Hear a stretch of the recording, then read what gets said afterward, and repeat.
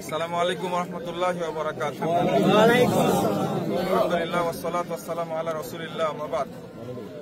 সম্মানিত ভাই ও বোনেরা, আমরা আজকে অবস্থান করছি এখন চাঁদপুরের কচুয়ায় দহুলিয়া গ্রামে প্রতিষ্ঠিত জামিয়া দারুত তাওহীদ।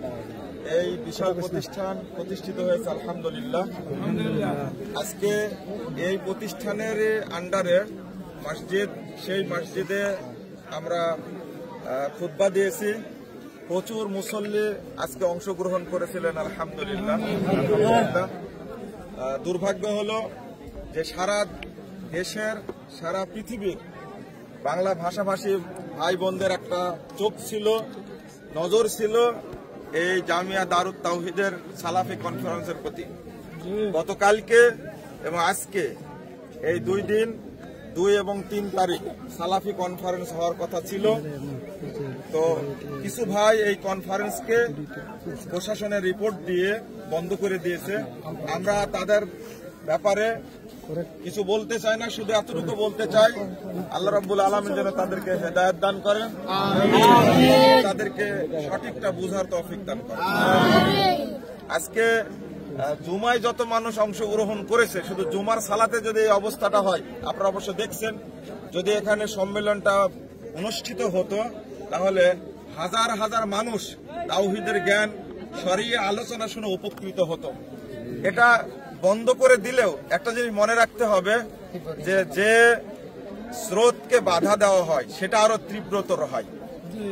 এর ফলাফল একসময় আমরা ভোগ করবো ইনশাআল্লাহ। এর মধ্যে অবশ্যই কল্যাণ আছে, অবশ্যই কল্যাণ আছে, এই কল্যাণ পাবো ইনশাআল্লাহ। যারা এই প্রোগ্রাম প্রশাসনকে মিথ্যাচার করে রিপোর্ট করে বন্ধ করে দিয়েছে, এই জন্য আমরা তীব্র নিন্দা জানাচ্ছি এবং প্রতিবাদ জানাচ্ছি। এই বর্তমান অন্তর্বর্তী সরকারের আমলে যেখানে চলছে বৈষম্য বিরোধী সবকিছুর একটা পরিবেশ চলছে, আন্দোলন চলছে, সেই দেশে একটা গ্রামে সালাফি কনফারেন্স অনুষ্ঠিত হতে দিবে না। এটা আমি মনে করি যে এটা বৈষম্য বিরোধী আন্দোলনের সাথে চরম মুনাফিকি এবং বেঈমানি হয়েছে। কারণ কেন, একজন মানুষের অধিকার আছে কথা বলার, দাওয়াতি কাজ করার অধিকার আছে, কিন্তু সেই অধিকারটাকে খর্ব করা হলো, ক্ষুণ্ণ করা হলো।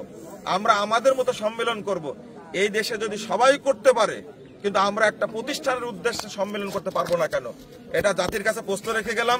যারা এই প্রোগ্রামটা বন্ধ করার জন্য তৎপরতা চালিয়েছে তাদের সম্পর্কে আপনারা অবগত হবেন, জানবেন, আর আমাদের সম্পর্কেও অবগত হবেন। প্রশাসনের প্রতি শ্রদ্ধা রেখে আমরা আমাদের প্রোগ্রামটা স্থগিত করেছি। চাইলে আমরা প্রশাসনকে টেক্কা দিয়ে যদি করতে চাইতাম, কিছুটা করতে চাইতাম, কিন্তু না, এটা আমরা করব না। আমরা প্রশাসনকে শ্রদ্ধা জানাই, প্রোগ্রাম স্থগিত করেছি। আগামী দিনে প্রশাসন বুঝবে, আমাদের অনুমতি দিবে ইনশাআল্লাহ, আশা করি। না, এখন কার কথা বলতে চুপ থাকেন। জাযাকুমুল্লাহ খায়রান। আর আপনারা আজকে খুতবা এসেছিলেন, এই জন্য আমি আপনাদের সকলকে আন্তরিক অভিনন্দন ও মোবারকবাদ জানাই এবং আপনাদেরকে স্বাগত জানাই। যে প্রতিষ্ঠানে আপনারা আসছেন, আপনারা দেখেন যে কি পরিমাণ মহব্বত মানুষের। একটা জুমার খুতবায় যদি এত মানুষ অংশগ্রহণ করে, তাহলে প্রতিষ্ঠানের প্রোগ্রামটা হলে কেমন হতো, কনফারেন্সটা হলে। আগামীতে যেন কনফারেন্স হয়, আমি সেই দোয়া করছি আল্লাহর কাছে, আল্লাহ তুমি কবুল করো। আল্লাহর কাছে দোয়া করছি, আল্লাহ তুমি এই দ্বীনি প্রতিষ্ঠানকে কবুল করো, এটাকে বিশ্ববিদ্যালয় হিসাবে তুমি কবুল করে নাও। আমিন ওয়া রাব্বাল আলামিন।